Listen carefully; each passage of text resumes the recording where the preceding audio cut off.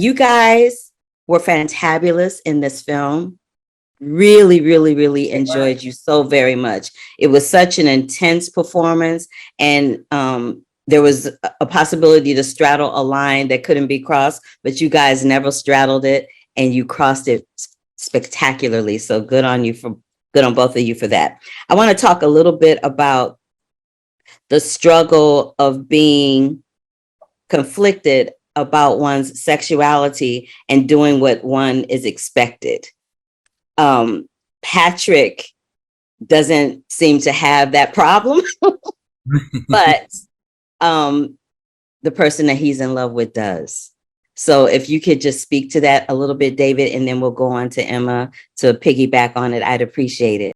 Yeah, so suppose you've got the three characters, and I think Brighton's a fourth character in this, and then the fifth perhaps is the world in which they live and the laws of that society in which they live, and how it affects these three people for the rest of their life. So yeah, it's a long journey of self-discovery for Tom, I think, but because of the world in which they live. And I think for Marion as well, she's sort of living in a society which she maybe doesn't completely understand. At least when she sends that letter to the police, she doesn't really understand the repercussions of what she's doing.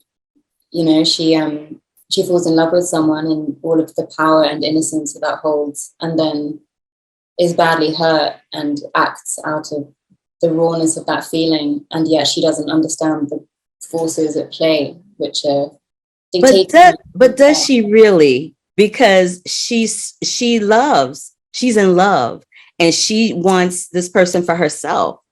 So she is doing what she needs to do by whatever means necessary to keep him close. Don't you think that action may have instigated her with that letter?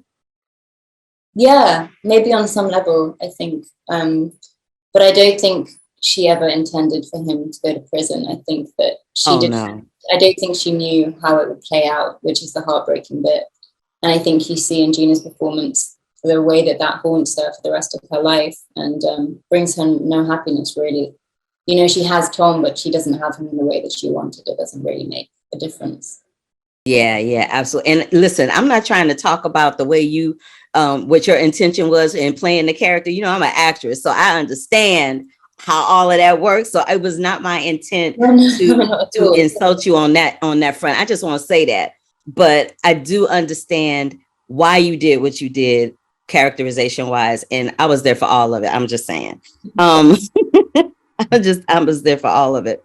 Can we talk a little bit about how in that day and age in England in particularly, because in the United States, when someone was gay or came out as quote unquote othered, as some people like to say, it was met with shame, disdain, and it came with a bunch of slurs and names and violence and all of that. Do you think that these, particularly your character, Emma, with Marion, that there was a little bit of ignorance that comes along with that for her? Because when she finds out about her good friend, the way she reacted to it was just like, oof. Yeah, definitely. I think so much ignorance on her part. But again, I think she is to blame for that, but also society in itself was very much to blame. Yeah, and do you think, and David, do you think there was a little bit of ignorance on your part in believing that somehow this could eventually work out to your advantage? I think that's what makes love so dangerous. I think there's a moment in which there's no going back. I think that's what makes the story so dangerous for the three of them.